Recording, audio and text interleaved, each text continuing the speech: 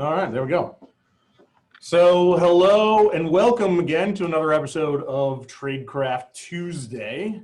So if you've been here before and you're familiar, welcome back. Thank you for coming again. If you are new, Tradecraft Tuesday is a video podcast that we do once a month, second Tuesday of the month.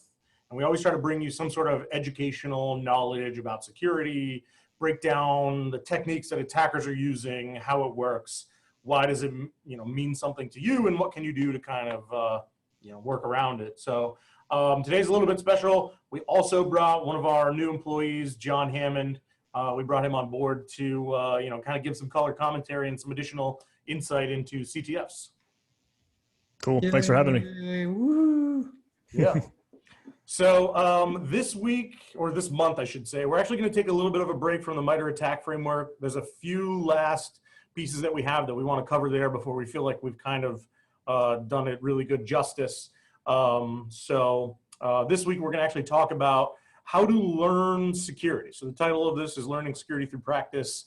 And a lot of people come to us and say, hey, I really love security. I love what you guys are doing. How do I learn the kind of stuff that you guys learn? So today we're going to kind of break that down and figure out, kind of tell you like, hey, here's some options for you. Try this, try that. Here's what it is. But before we get into it, a little administrivia. So if you're chatting, make sure that you have all panelists and attendees selected. That way it'll say that you're chatting with everyone. Otherwise, we're the only people who can see it. And while that's okay, you might want to talk with the other people that are in chat too. And then if you have a question about something that we cover, maybe we kind of skipped over something, you need some clarification on some point, because we're going to do some pretty technical stuff today, throw it in the Q&A section. That way we can see it and make sure that we cover it. So with that said, somebody want to jump into the news? Sounds like the news, right? I was thinking we need some really catchy transitions or something here, like the news. Like a swipe? Oh, okay. Maybe we don't need that. So my first thing that I saw, and I don't know if you guys caught this. So Intel has had kind of a, the chip manufacturer, Intel has had kind of a rough couple years, right? From the bugs that really, to get those, essentially bugs fixed, they took quite a big hit to the performance. But this month, since our last Tradecraft Tuesday, this was an incident that it looks like somebody made away with some of their data. And last I checked, it looked like, did everybody see it? Like 20 gigs of confidential data. I just posted a link for anybody that's there. But that's one of those kind of worst case scenarios, right? If you're a company that's trying to improve your brand, trying to, AMD Ryzen chips are definitely making some traction. And then you end up on the front page of threat post saying, here it is, 20 gigs of confidential data. So I myself haven't seen the leak. I haven't gone through the data, although it looks like it's available on BitTorrent. So probably just a couple clicks away to find the darn thing. But what are your guys' thoughts on this sucker? Just more bad news for Intel, or? Yeah, I don't think it's super terrible. According to the articles, Intel seems to be suggesting that while these are documents that are supposed to be confidential and you're only supposed to be able to see when you're under NDA with Intel, apparently this is like documents from some sort of partner portal that they have set up where their partners and other people they sell chips to. So think like motherboard manufacturers and people who would need to be integrating all of these kind of chips. That's that kind of documentation. So Intel is kind of suggesting that it might have been somebody who just downloaded from there and uploaded. But the quote unquote attackers have suggested that this 20 gigabytes is only the first of many tranches. Yeah, that's kind of brutal. And just a reminder, I know we've talked about it before, but this whole holding your company ransom by, I guess more or less the simplest way to put it is your reputation by ransom. It's just becoming normal. We've talked about it before. One of my favorite places to go out there is, Maze News. This is the Maze ransomware team.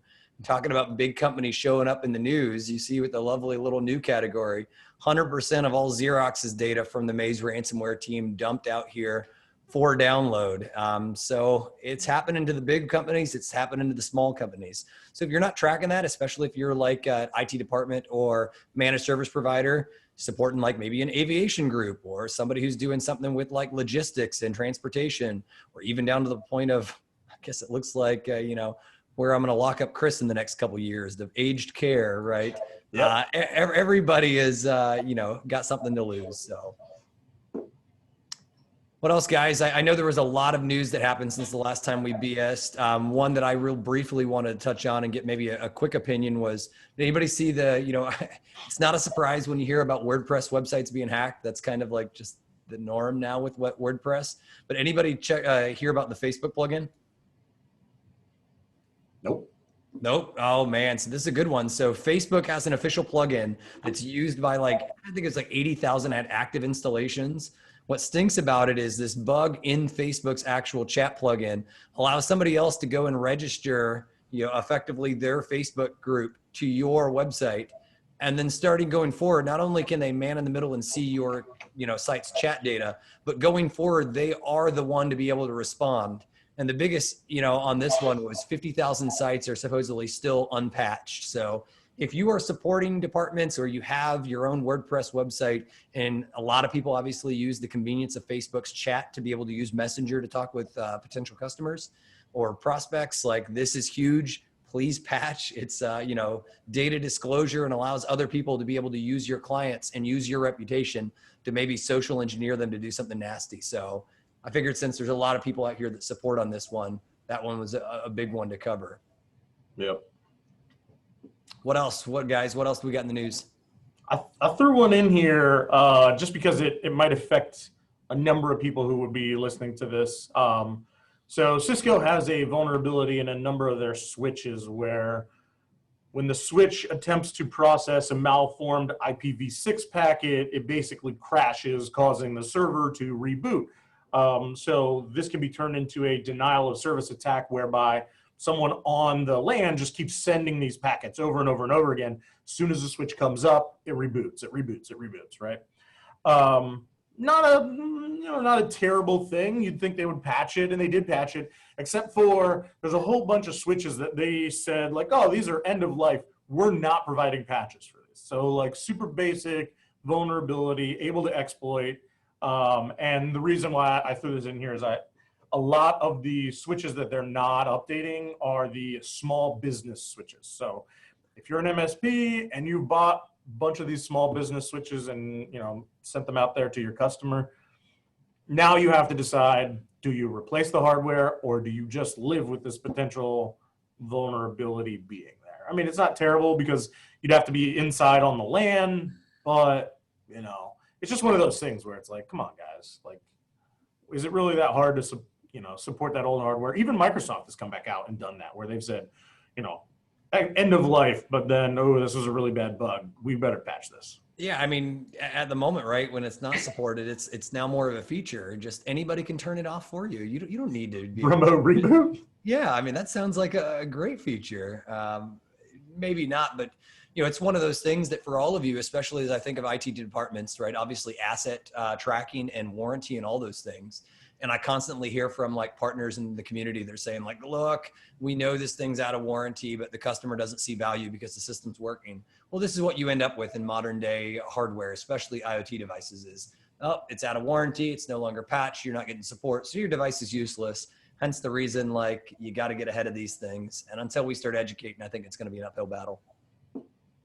So other than that, I mean, obviously SMBs, that kind of stinks that affects them. But I think the one that, generically affect everybody pretty hardcore this month was right after our Tradecraft Tuesday in July, it publicly came out about the DNS security issue.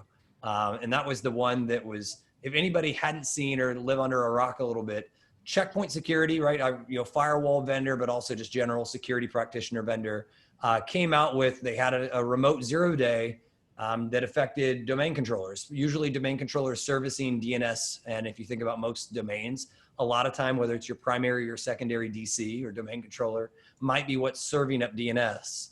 Unfortunately, remote exploit became public in it. With the exploit out of that, it did allow them, Chris, if I recall, it was full system privileges, or John, do you recall? Yeah, administrative privileges. Okay, so, about worst case scenario there. I'm sure all of us are patching diligently by this time, but that's just the emphasis on look, the sucker's been patched. It's out there. For those of you who are looking to test, I haven't quite seen, and maybe I'm wrong, John Hammond, have you seen a Metasploit module or anything available for this sucker yet? No, sorry, not a Metasploit module, but I think there are a few, at least kind of primitive proof of concepts out on GitHub. Yeah, I just shared one of them that was, it definitely hits the exploitable part of the CVE, but it just crashes the system. So, or not, it causes a denial of service rather than crashing the system. Yeah. But just a heads up, it's one of those that you got to patch, right? It's an old bug. It's in just about everything. Use, and abuse. With that said, guys, I didn't see any other major news. Did anybody else have anything before we pivot into, today's episode? Nope.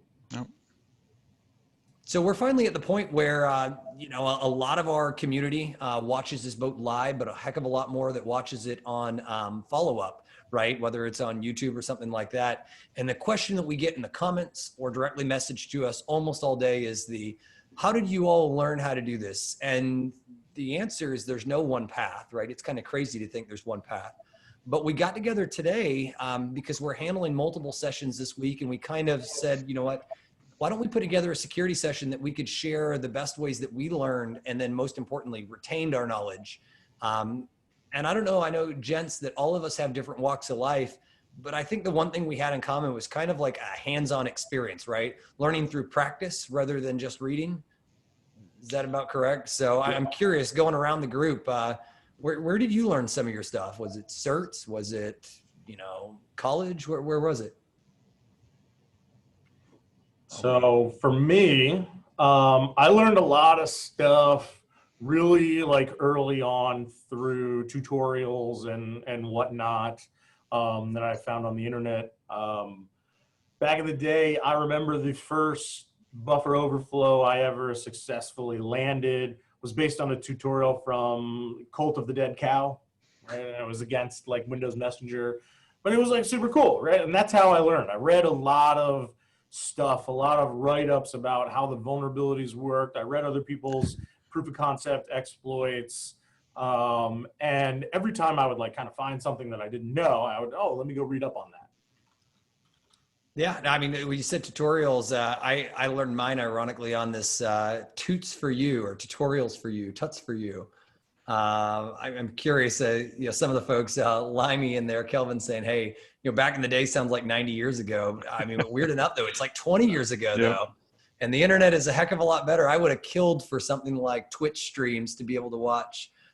So other people are saying, yeah, Toots for You with sub 7, the back door. So I guess there's other folks that learn very similar.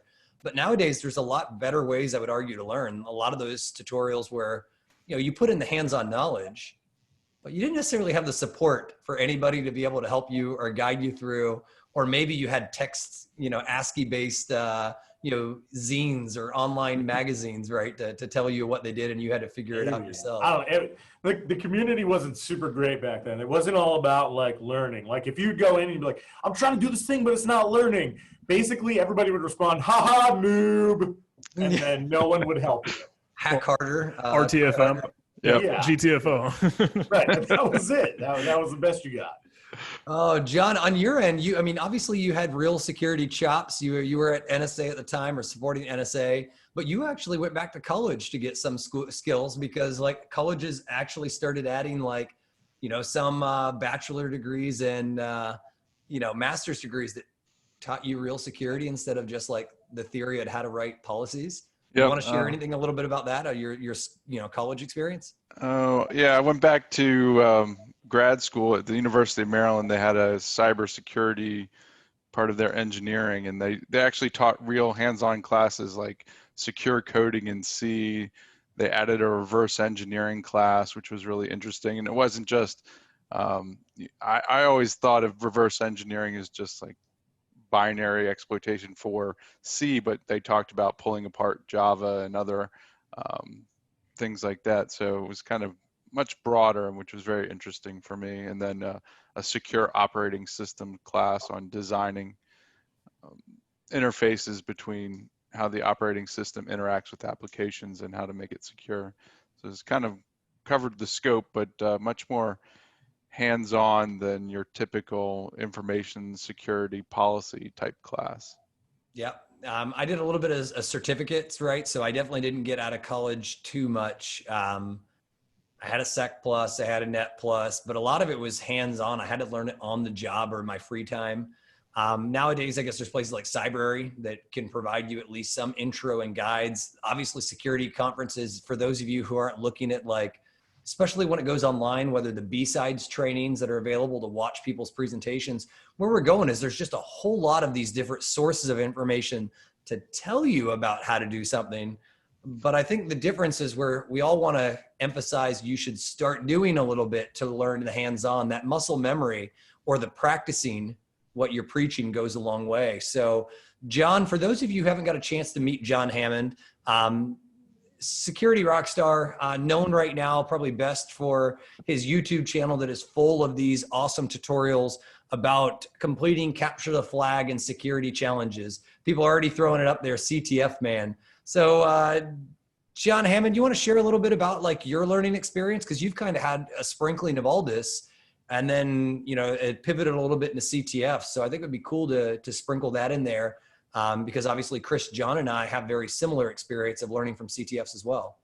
Yeah, thank you. Holy cow, it's a little flattering and kind of surreal. I appreciate the super warm welcome from everyone in the chat. Yeah, I guess like my background and kind of getting started in the scene is similar to like pieces and parts of each of one of the stories that you gave. Because like obviously like growing up, every kid wants to, you know, I want to make video games, or I want to make computer programs, or I want to be a hacker. And I stumbled upon like Eric S. Raymond, his blog or something that was like, if you want to actually be a hacker, you got to learn Python. I was like, you got to learn a little bit more of the tools that can help you program and create things. So I'd look for tutorials, and I kind of found that all on YouTube, and I'd kind of grow up a little bit with that. But that was just more of the creating and software development stuff. When I got into college and kind of the military blend of it, it became more of the, okay, security minded, good versus evil, not just make stuff, but also like break stuff, right? So there was a competition that was going to be held between all the Service Academy kidlets, all of us cadets and midshipmen. It was a cyber stakes that the For All Secure company, or the Plaid Parliament opponent, one of like the world's largest competitive and like most successful first place teams in the capture the flag scene and that community. And that was my first time ever being introduced to CTF, or like what that really is. And we'll deep dive more and give a little bit more context on what a capture the flag is. But that just opened the floodgates for me, because that was a whole new world between, okay, learning Linux and learning the buffer overflow and doing SQL injection, cross-site scripting, cryptography stuff. There's so many different deep dive ends of it and corners and crevices. So there's a lot to move into. And that's, I guess, how I got started was cyber stakes. I think you touched on a really interesting part there that I think a lot of people kind of miss is you want to understand how things work and how to build things. That really gives you tons of insight to then understand how to break things, right? Oh, yeah, how does absolutely. it work? How should it work? How can it fail? And so like, you know, for me, for like exploit development, that was a thing that I needed to know. Like, how do things work? And what are the boundaries and the edge cases and what can go wrong? And then you kind of hypothesize from there. Oh, did they check this? Oh, did they do that? Did the developer forget this? And so like when we kind of talk about a lot of the CTF challenges or whatever it is, a lot of these are created based on like real world vulnerabilities and bugs or mistakes that are common that people make.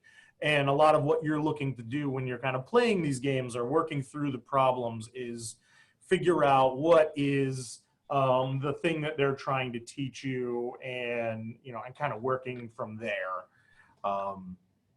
And you really just kind of have to adjust your mindset of like, you almost have to think pessimistically. You know, instead of thinking like, oh, they did a really great job, you have to think about like, where did they screw up? Which for a lot of people is kind of messed up, right? Like every time somebody puts out something, instead of being like, yeah, good job, you're like, you screwed up here, didn't you? Like, man. It's so funny because you mentioned like that adversarial mindset, or like stuff to just try everything and explore what they could have missed or what went wrong, right? When we were kind of getting started, my friends and I, this cohort of falling into the scene, we would name some of our code. If it was just a stupid, quick one-off idea, we'd call it like ape or like a gorilla or monkey, because we're just throwing stuff at the wall. We're throwing stuff to see what would stick, because whatever one mistake or one flaw, one gap in that security system, that was kind of really, really cool, just to try everything and see where they messed up. Yep. I'm curious if the audience is wondering what you were really throwing against the wall. I didn't think that. Yeah, that's a little euphemism. Harambe. Oh gosh, but so yeah, I mean, those are all like huge points, right? And so I think what we're going with is a lot of these challenges when you solve, you're wanting to learn what's going on under the hood. Obviously, it's a broad skill set, cybersecurity, for all of us. So like you could go in special, like we're 4 of us here on this call, and all 4 of us have very different paths through where we're an expert at. All of us complement each other, and that's what's kind of crazy about the online trainings and different avenues. What you could go is where I'd challenge you is you just need to make sure that what you're doing is, even if it's throwing, crap against the wall and hoping it sticks, you learn from that. You learn for what doesn't stick, you learn what does stick. And what's funny is some of these skills long enough, or using it often enough, you'll all of a sudden be like, oh, I know exactly what this is probably doing. I know exactly what this bug or what this mistake somebody might have made. So even today, like in the MSP space, where someone comes to us about like a remote administration tool that's not working correctly, without even seeing the code, we can almost predict what the engineers are going to do wrong and how it could be vulnerable before ever seeing it. So guys, like with that said, we obviously had our time in the CTF world. We won DEF CON's Capture the Flag once upon a time, which, by the way, John, if I saw at DEF CON, last week, you also took a first place. Was it the AppSec Village that you took first place? Yeah, I tried to be a little bit involved into DEF CON this year, because I was in person last year. I went, and that was an incredible experience, my first time there. But now, hey, DEF CON was virtual, DEF CON safe mode. So I had a talk that was online with the Packet Hacking Village, which I was pleased about. It kind of actually tunes into a little bit of that Cisco DOS we saw on the news, which is a funny tie-in.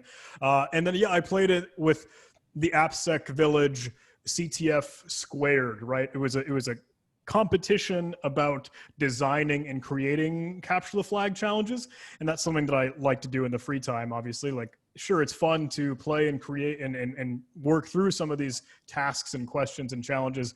But if we're in the business of training and education and making some of these exercises to make people smarter, I try and do that same thing. I make some challenges. So the competition was hey, who can design one of the coolest, best CTF challenges? And thankfully mine was up there, and I'm grateful for that. So what we're sharing with is there's a lot to learn here. So, right, this is the CTF team that when we won it. And if you take a look at this, Ainsley over here, startup founder, her company got bought by Qualys. We've got numerous other, Project Zero, another startup founder, My Ugly Mug, Chris is hiding back here, John is hiding on this end, more startup founders. All of us kind of use this as an opportunity to kickstart our careers. And so, gents, we're almost halfway through our time.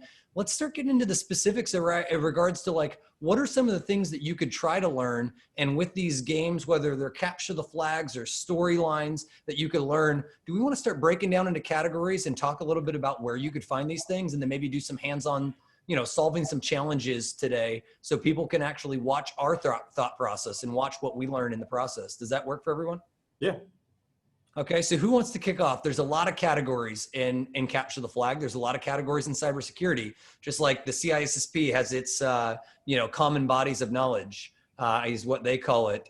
When I'm thinking though categories, I'm gonna take the first one, and I think of web, right? There's web vulnerabilities like vulnerable plugins in Facebook, or SQL injection, or cross-site, request forgery type bugs.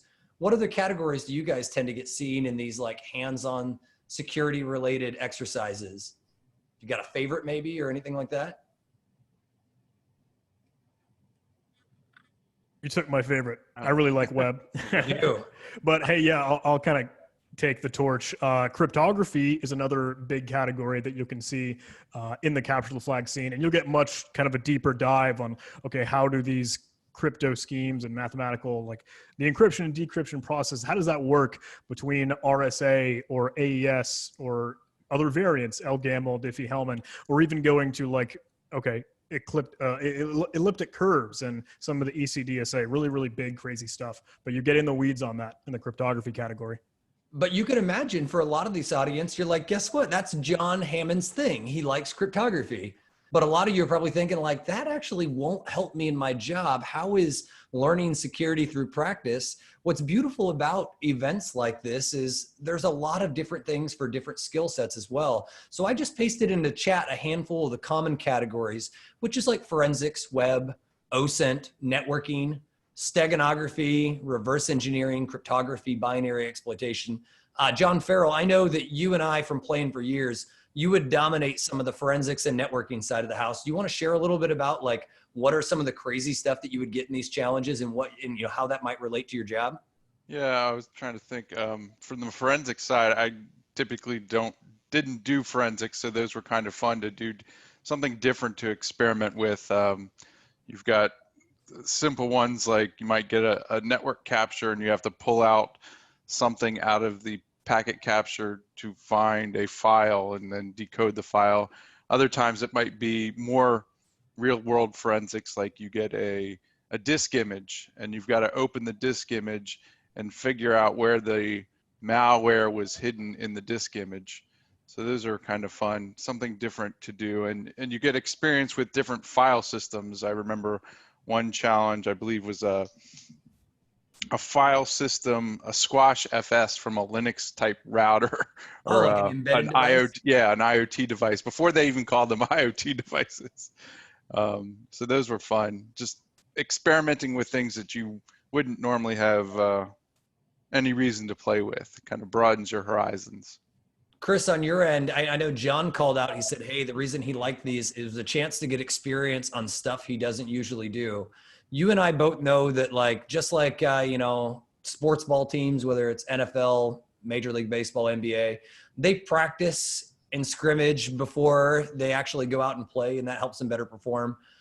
Were you similar to John, or were you different? Like, I can't remember what your challenge is. Were you usually reversing in binary exploitation? Yeah, I really liked reverse engineering, binary exploitation, even though that was along the same lines of really what I did day to day, for work and got paid to do.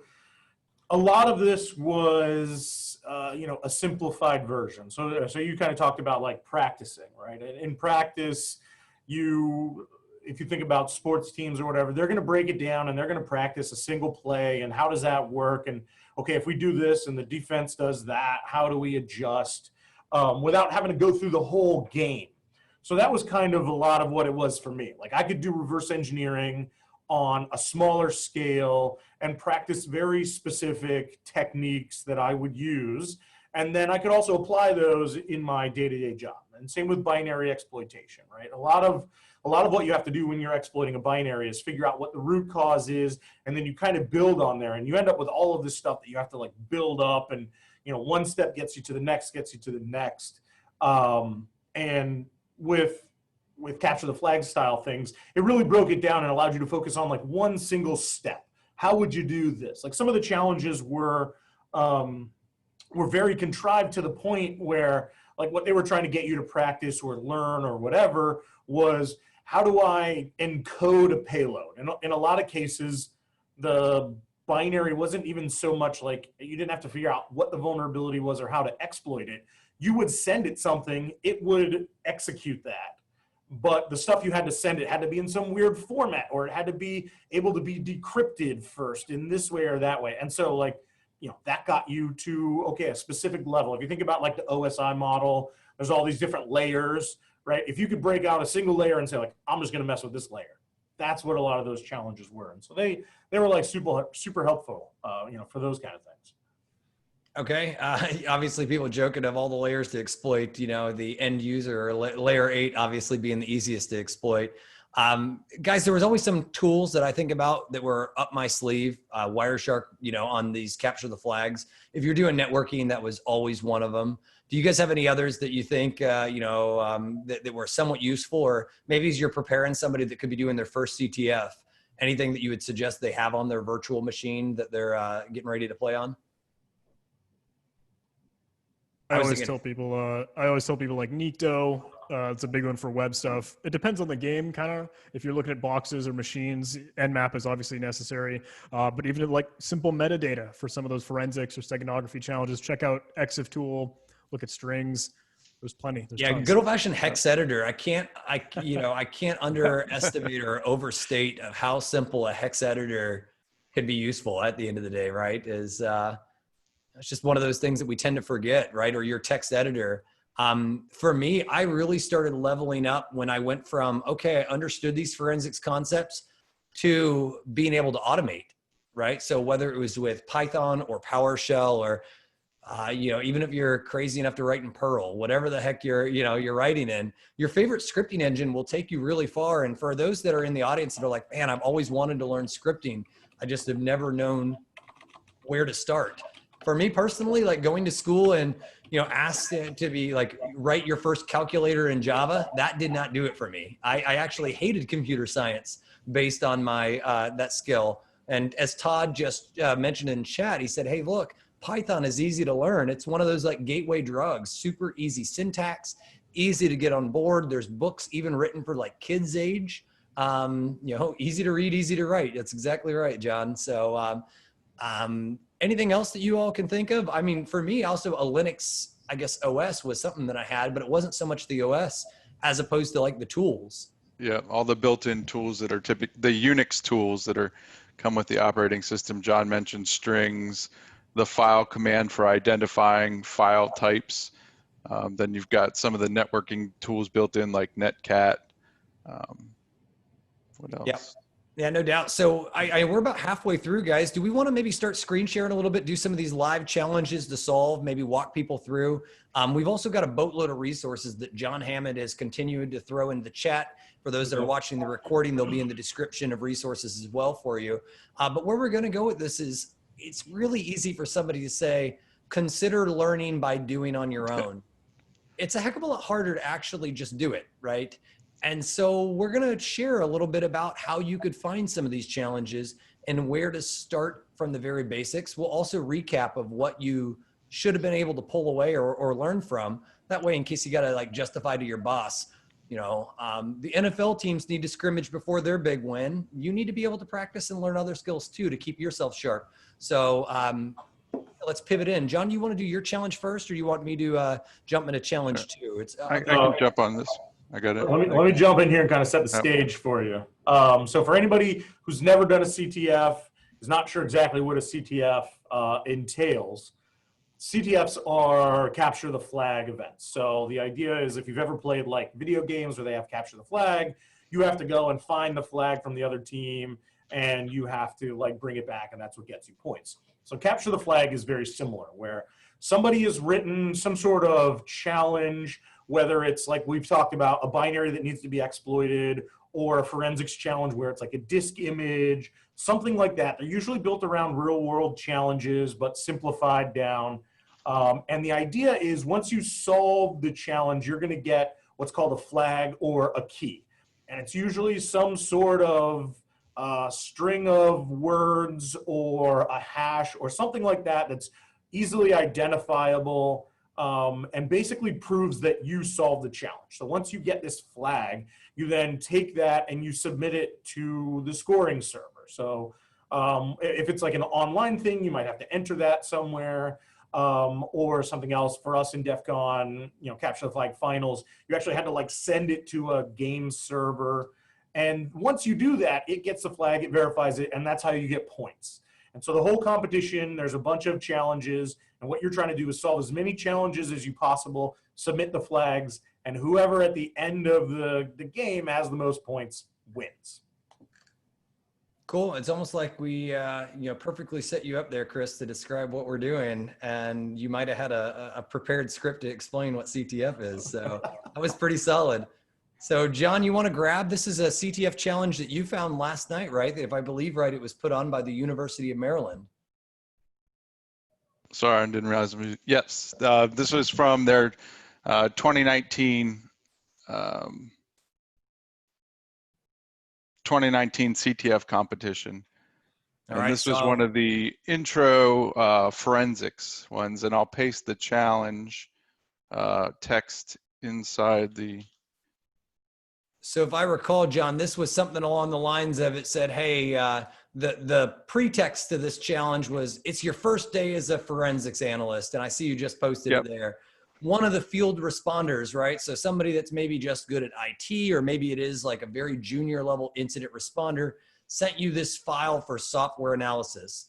And all they asked you was, your job is to find the attacker. So for those of you who've never played before, think about this as the customer that calls you with never enough information to help you solve your actual problem. That's how a lot of these CTFs tend to be. They're just give you like a little bit of breadcrumbs, but you got to stumble your way through. And part of that, the importance is to figure out, like, where do I even start? So John, you want to walk them through the file they Yep. gave you? It looked like it was an 80 meg file. Yep. So it's this file here, software, nothing else. There's just named software. It is 80 megabytes. If we go to properties in Windows, there's nothing interesting about it that you can tell. So what do?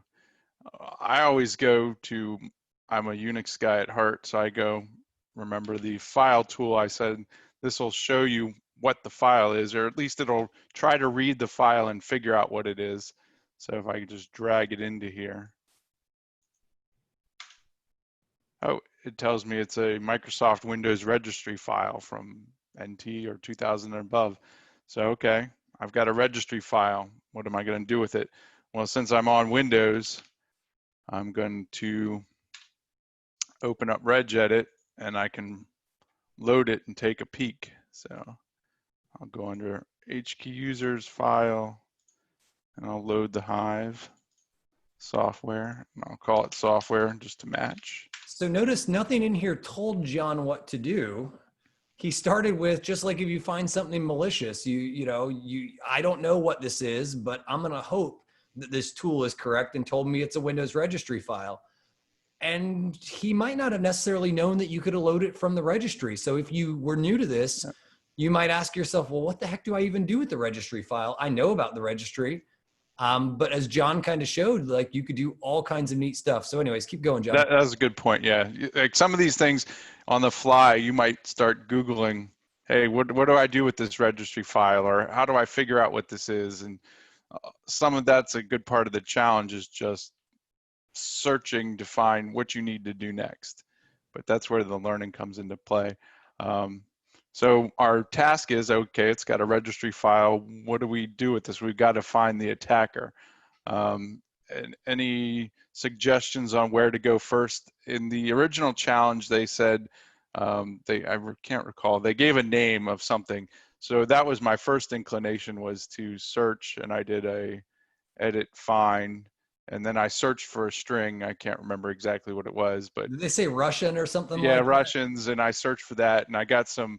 I can do that real quick. It didn't lead me down anywhere, but what John's demonstrating here is sometimes, like, your red herrings or your paths you go down actually teach you more than the end result itself of, you're discovering through failure is what you're doing here. So, the original description said something about the Russians on this computer. It also warned that the attackers, right? So Edward Ho just said, I would go to Microsoft and see there is a run key. So for those that aren't familiar, what Edward just suggested to us on this, he suggested that, like, if this computer is compromised, maybe the hackers have made some type of persistent foothold. And so you might even wonder, like, I don't even know what a persistent foothold is. Like, I'm just getting started. I handle tier 1 service tickets and password resets and email box sizes that aren't large enough.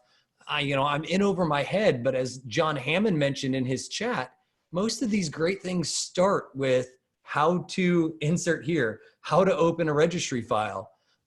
If you did a search that said how to find persistent applications, like Edward just mentioned when he chatted, you would get a result. I mean, John, you want to try it? Do you got internet access on this box that you could see, how to find your, persistent Windows registry maybe, or, malware in registry, any of these malware things. in registry. So Chris, while he's doing that, I mean, I know you and I have spent a lot of time going around, you know, and trying to figure out these crazy things, right? How do you figure out what somebody's doing? But I think the coolest part of all this is really where you start with, I don't know what's up and what's down, and you really just kind of got to try. You got any suggestions for those? Because it's pretty easy to get demotivated too, as you're just blindly trying. You only have so much time. So one of the things that I always do whenever I start something new and I'm in a domain of information that I don't know about, right? Whether that's security or business stuff or management type stuff or whatever, since I'm always learning and getting better at this kind of stuff, is I'll go and I'll search for an article on something and I'll start reading through that article, and it might mention 2 or 3 other things that I'm like, I don't know about that, or I don't know much about that. And then I'll kind of go down the rabbit hole and take that and go search for that, and then read that article. And it might mention something else that I'm not aware of, and I'll go read that, and I'll go read that. And I kind of end up going down this rabbit hole recursively till I start to figure out what are the basics. Okay, the basic here is this. This is what you want to do. This is why you want to do it. Here's how it works. And then I can kind of work my way back up. And because I now have that foundation, now I understand better what was the original article talking about. And I can kind of build on that foundation of knowledge just by branching out. You think of it as kind of like a mind map exercise, right? Where you take one topic and you kind of break it off and have all these like subtopics. That's kind of how I think about learning new things like this. So, I mean, John's very first registry search was, he found an article that says Windows registry attacks, threat detection. So that's about as vague as it gets, right? But we were given a vague description and we don't know what to look for. And because someone in chat mentioned, you know, why don't we look at, you know, persistence or registry keys like the run key, you can see, you might even start with something like, where is the run key in the registry? It just happens to be this article gave us, 4 different locations. It looks like it's run and run local once. machine and current user, run and run once. So John, let's take a look at your registry. Do you have even a local machine or current version or any of that? It looks like you just have like a software key. Yep, I have software.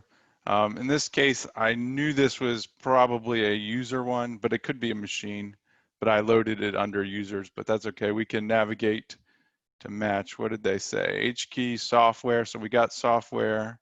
We've got Microsoft. We do have Windows. What's the next? Is it current version or something? Current version. And we'll go type R and we'll go down to run. Okay, we've got run, and we do have run once. That one's empty. But we've got the run. We can take a peek in here. We've got security, health, VMware. We've got an Oculus Rift, but it's empty. That's kind of weird. And that's one of those things, right? Is this somebody that just, it came from a VM environment? Is somebody really going to be using a VR headset on this? Yeah. And what's neat is if you jump into this, what they've done, I just saw John edit it real quick. Yeah. Oh, I just double clicked it to open it. But yes, you can see if we'd hit home at the end, it's a long string. Oh, so they padded it with spaces. They padded it. So I actually, when I played with this last night, I missed it the first time because I had my screen like this. And if you scroll over, one time I had it formatted in such a way that I saw a ... and that's what led me to it, but I didn't see it at first. And all right, so this thing said it was incident response. We had some hacker, did some stuff. Edward suggested run key, which I don't know if you actually knew this challenge was a run key, Ed, or not, but hats off to you, brother, for being able to guess that. Good thinking, yeah. But you can see, like, look, it's doing some, he wrote in your lucky guess, but we can see explorer.exe, it's maybe doing some weird stuff. It's creating some service called evil service. So this is probably, something worth looking into. And think about it. The only thing that allowed us to come to that conclusion was, it takes a village, right? It took somebody making a suggestion that it could be a persistent payload. It took, like, if I would have had to put 2 and 2 together, I personally would have said, I don't see anybody being able to power a virtual reality system out of a VM. VM just doesn't have good enough DirectX support and access to the hardware. So that seems really weird for something to be called Oculus Rift. on a VM that also claims that it's running VMware tools. So that, I think that's a lot of, not even just in CTF stuff, but even in real life. A lot of the question that we try to answer here at Huntress is not, is this good or is this bad? It's, does this make sense to be here? Why is this here? And when it doesn't make sense to be there, then that's something you look into further. Yep. So John, did you see there? It looked like there's some garbage. What does that mean? Yeah, there's some kind of encoded command. So the next step would be, if you didn't know what that was, what's a PowerShell encoded command? Decode PowerShell encoded command. The second hit says PowerShell commands are base 64 encoded. So if you don't know what those are, you could look those up as well, base 64 decode. In the interest of time, since we're running out, I actually had one up. I had a base 64 decoder that I searched for online. You don't have to do anything special, and I can just paste it in here and click decode. And voila, there's our key, UMD CTF. Let's get encoded. Yay. So one of the members, John, pointed to CyberChef. If I recall, that's actually GCHQ's tool. Yeah, that is a very cool tool. All kinds of stuff hosted on their GitHub, if I recall, that you could do all kinds of neat type of decoding and deciphering and nonsense along those lines. But think about what we just learned here in this, what we did in like 5 to 10 minutes, because we obviously knew a little bit of the answer and we got an awesome, hint from the chat. We walked through a scenario that was, I didn't know what this file was. I didn't know where to start. I then learned how to open up something with a registry. It appears to be a Hive. Now, where do I start? I found a cool blog by the team at Red Canary. They talked about registry attacks. The second one was a run key. We jumped into the run key, and sometimes you're really lucky and you find it right away. And sometimes you bang your head against the wall for 3 hours while you're really unlucky. And I've had both scenarios happen. But while you're failing, you're also picking up skills along the way. So I would just highly encourage that, even though what we just put together was, it was kind of the best case scenario in this type of format, though, that's what you want to see. You want to see how could somebody have success. So I'm curious, John, we have some other scenarios that we wanted to talk about, maybe some other events. You had another challenge that you gave me last night, and I'm going to walk through for the team. Maybe, using, since I know you got the answers, so I'll use this ringer, John Hammond, to help me solve it or something like that. So this is another one of those pretty simple challenges at the end of the day. It was called Sinking Ship. They gave a message, and John, you want to read real quick? John Farrell, you want to read what the description for Sinking Ship was? Sure, I'll paste in the chat too. Save our ship. We've recovered this weird looking file, but we don't know what it does or what it's for. Can you help us recover the image and get a flag? So solving this as a group, right? And I don't think I'll need John Hammond's expertise for this one, but think we just solved that very first CTF exercise where we had a very similar. We didn't know what a file was. And I imagine everybody immediately says oh, we've got that skill under our belt. When we don't know what a file is, for whatever reason, this Linux operating system here, it looks like it's almost a zip archive, even though it has no file extension. I double click on it, it yells at me and says archive type is not supported. So let's play a little bit. Using the file command, type in sinking ship. Okay, it's saying it's not, just a regular zip. It might be gzip, compressed. So that's a good place to start. How to unzip gzip. What's cool about gzip is, and a lot of stuff in the Linux side of the house, you could type in a word like gz, hit tab 2 times, and it turns out there's a program called gzip.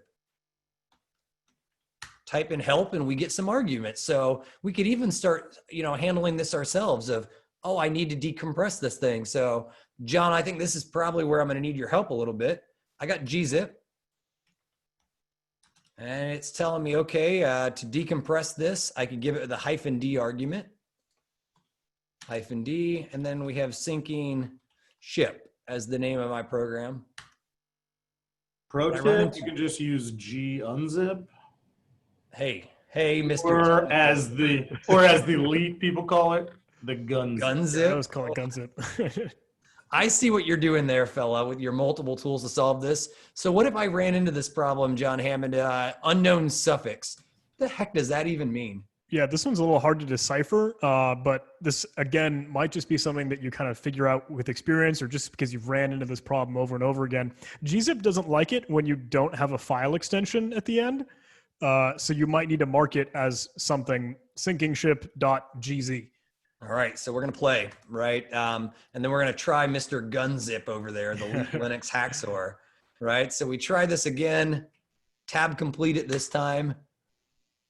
And it went from an icon up here down here, and it sure as heck didn't yell at me. So what are we up against now? Maybe again, maybe it did something. It unpacked itself or decompressed itself. So you could do file again against the same syncing ship. And well, we made it a step further. We got a tar file, right? We see we're making some progress. For those that are familiar with tar files, right? You could say tar. Now here's the test. Who really knows the tar command line arguments? Oh, sadly, I only know 4, and that's usually, you know, XVZF. But I guess I don't know Z for gunzip. But once again, you could say tar. Notice it's going to yell at me. And it's going to say, hey, I don't know what that is. But tar-help, if I don't, you know, gives me all kinds of crazy commands. Obviously, I could scroll through or, you know, look through here. For the sake of time, we'll do some of our tar. You know, we'll say verbose, extract this file, and we'll give it syncing ship again, right? Syncing ship, and it won't tab complete, I believe, because of the same reason. It doesn't have a file extension. But voila, we've got it, right? So for those that aren't on Linux, right, this might seem really complex. For those of us that know Linux, this is pretty straightforward. It's just opening an archive, and it's something we do before. But it's a great example on how these simple things can be learned through CTFs if you find the right stuff. So no offense, it extracted all kinds of files to me. And it's a long way to start, right? You start digging through the files. So maybe one of the things I want to look at is, it claims there's a file in here called manifest. Well, I see this manifest. It's some sort of referring to these big hashes, some repo tags. I'm not picking up a whole lot. Anybody, John Hammond, you picking up anything from this file? Not yet. I'd be curious if those hashes are actually anything interesting, or if that hex might be anything peculiar. Yeah, I see it also refers to this thing repository. So maybe this is some sort of like versioned archive or something where it's given us multiple configs. Like here's one repo. Maybe this is the newest one here since it's given the hash /layer.tar. Maybe it's versioning, keeping control. I really don't know much about it. I tend to keep digging. Cat repositories on here. All right, it says the latest version. Okay, well, that's kind of cool. We're getting a step further. And you can keep digging over and over and over, catting some of these. For the sake of time, I'll look at this JSON file and notice there's a whole bunch of garbage here, but I'm curious as we're all looking through anything along the lines. When I'm playing a capture the flag, just like Chris said, it's just like playing capture the flag, and within flags, there's keys. So I right away start getting pretty excited when I see stuff saying flag.txt. That to me is some indicator that I'm on the right line. And we can see in here, it's referencing some of these add files named hash, home flag.txt. So it's getting me closer and closer. For the sake of time, I won't waste much of it, but as we start jumping in here, we see all these additional files.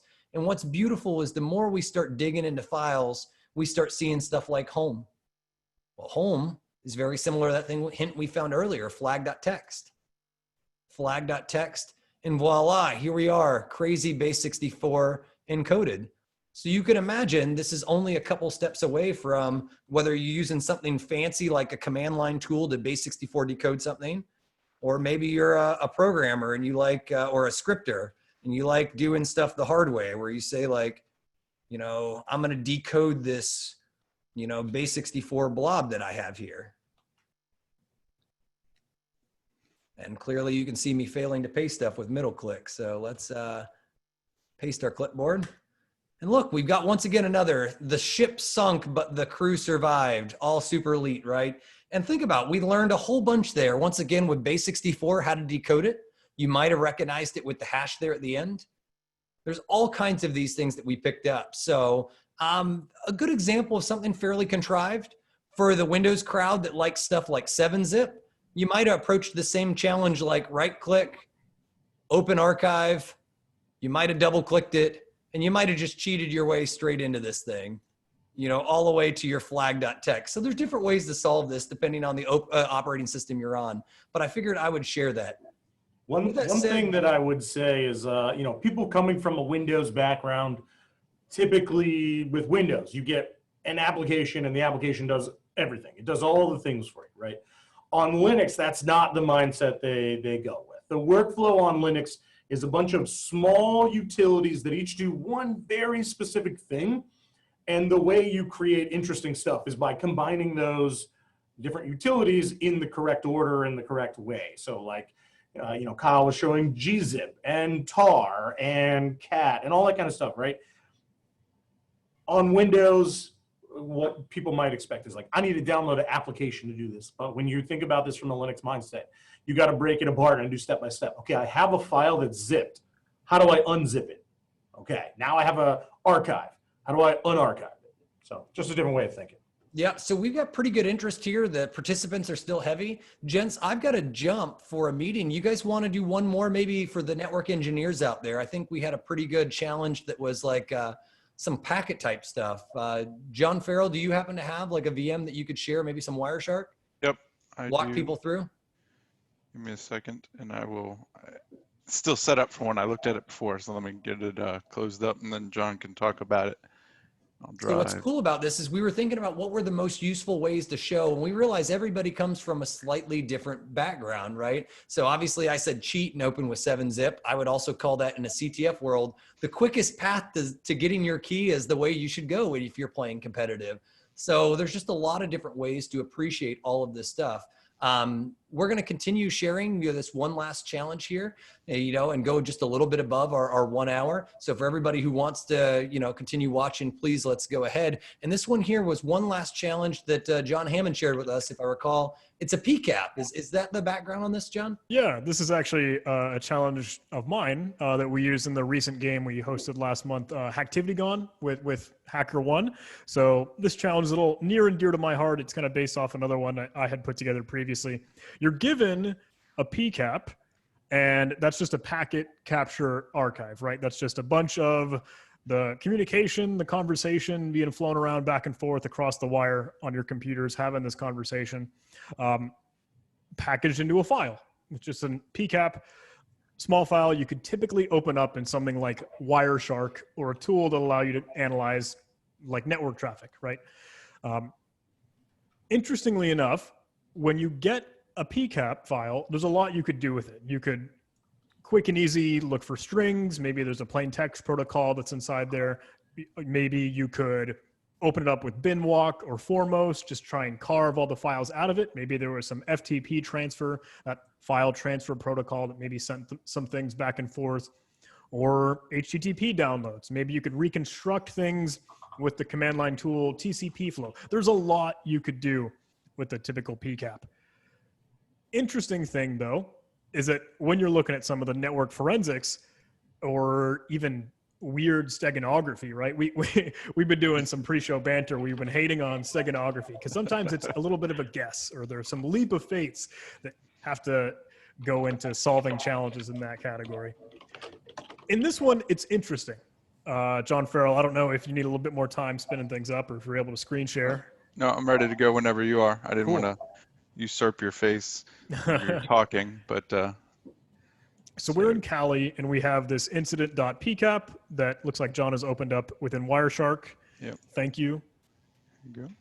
This one's interesting and peculiar.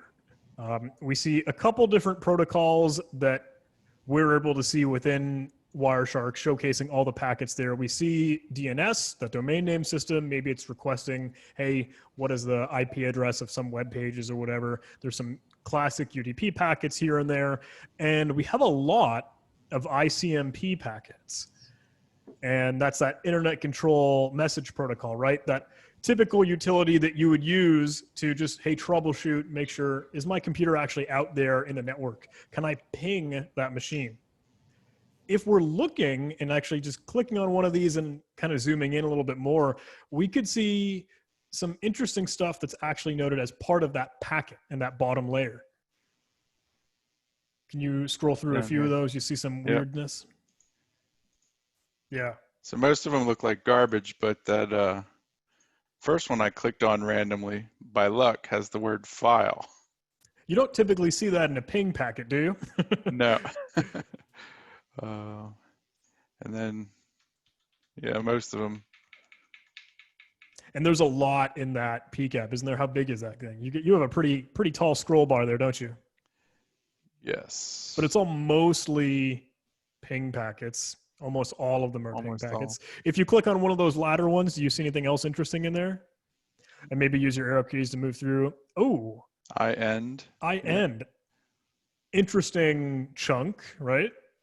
Maybe some of you that are, again, kind of more familiar or more experienced with this sort of thing might recognize that I end header, because that's typically part of the file structure of a PNG image or that portable networks graphic. Maybe inside this ICMP packet that's being sent over and over and over again, we're building out an image. Maybe someone was exfiltrating an actual, maybe some sensitive data, who knows, maybe just a snapshot of, I don't know, your mind can go wild with that. Credit card numbers, social security number, who cares? It could be anything. So just to show you how like little things like that can give you the hint to whether or not you're on the right path or the wrong path, or like what you should do next. I took IN and I just put it into Google. The very first hit is PNG specification file structure. So, and then like, let's see, a couple down, the third hit is the PNG specification, chunk specification. So something like that should give you the hint, like, okay, I might be, like, this is hitting sensical things. If you put in IN and you get like weird non-real hits to not stuff, then you might be going in the wrong direction. It's things like this that kind of let you know, like, okay, I got the next breadcrumb. I'm going in the right direction. So this is super cool. Oh, sorry, John, you got something? I was just going to say, maybe if you had started at the beginning and like I hadn't clicked around, you might have even caught that in the beginning. The word PNG multiple times right there. So now we have an interesting dilemma, though, because we have hundreds or maybe thousands, who knows, of all of these packets that have a piece and a sliver and a fraction of this image file. How are we going to carve that out? We can't like copy and paste that over and over again. That would be awful. So enter automation, right? This is where you would brush the dust off of your text editor. You would fire up your favorite scripting language or whatever your tool of choice is. Personally, I tend to like Python. So maybe we could be using Scapy or Scapy or however you like to pronounce that utility. But then we're getting into the real stuff. Yeah, you can fire up that text editor if you'd like, John. The text editor here, yeah. So here's a simple script, just a little bit of code that we can walk through. Some Python where we just define, okay, maybe one IP address, that source IP address, that'll help us kind of zoom in on and narrow down on that specific IP that's sending an interesting packet. We could read out the PCAP file, so Python would be able to process it and parse it and massage it. And we could scrape out all those packet objects, maybe scrape out the ones that are specifically an ICMP packet or that protocol for the ping, and grab the payload, actually get the data that's associated with each packet. And then we'll loop through them. You see that for loop there. For payload in payloads, we're adding to a little data variable here, just the last bits, the last couple, 16 bytes left over within that payload. And we write that out to a separate file, result _ PCAP, and now we might have some interesting stuff within that. So I will run this. Oops. So I've got your PCAP and I've got your incident. So I'll run it Python 3.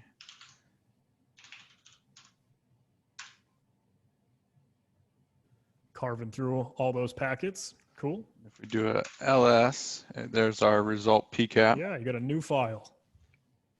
So can you run file on that? Yeah, just to kind of take a look. That's what I was going to say. What is it? We don't have an extension there, but it is a PNG image. So how do we open a PNG image in Linux?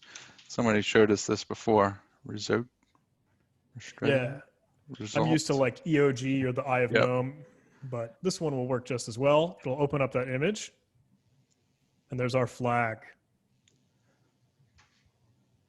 Super cool. Very cool. So if this kind of stuff interests you, CTFs in general, learning through hands-on stuff, right now, actually, Purge, Huntress, and ID Agent have a CTF running. So if you're interested in trying that, I would say go, check that out. And we'll drop a link in chat, but you can get to that at ctf.purchsecurity.com. And so there's similar types of problems over there. They did one 6 months ago that was people really liked, so they decided to put on another one. So yeah, go check that out. But I think that will just about do it for us. So thanks for hanging out with us for the last hour and some. We went a little bit over. Next month, we'll be back finishing up MITRE ATT&CK framework. We got a few more things. There's some lesser interesting tactics that we're going to kind of combine into one episode and do it that way and just finish it off that way. But if you have any questions, comments, suggestions for future topics, you can email us at tradecrafttuesday@huntress.com. And for people looking to see us at upcoming events, we have a product demo webinar tomorrow. I will paste a link here in chat. Oh, whoops, I gotta send it to all attendees. John Hammond is also presenting tomorrow at 1 p.m. Eastern time. You wanna say something real quick about that? Yeah, absolutely. So as part of that CTF that the links that we sent along, Cyber Trifecta is this event where we have the Capture the Flag competition. So if you guys want to get your hands dirty, please go check that out and go play.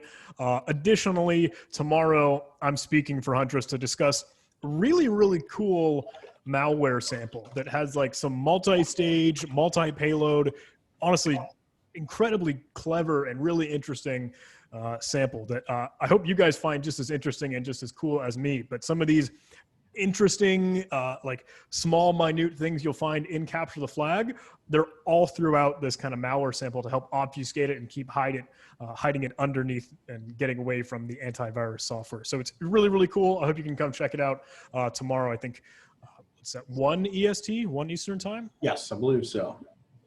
And then Kaseya Connect IT is coming up August 24th to the 27th. So we will be there. And it looks like somebody said the link is broken. Oh, yeah, the product seminar got cut off because of it looks like a line wrap or something. Well, give me 1 second to go and find it.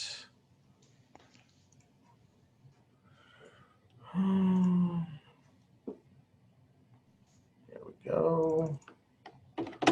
Paste it into the chat. There we go. Does that one work? That one appears to work. All right, cool. So, all right, with that, we will see you next month. So thanks for coming again. Thanks, everybody. Yep.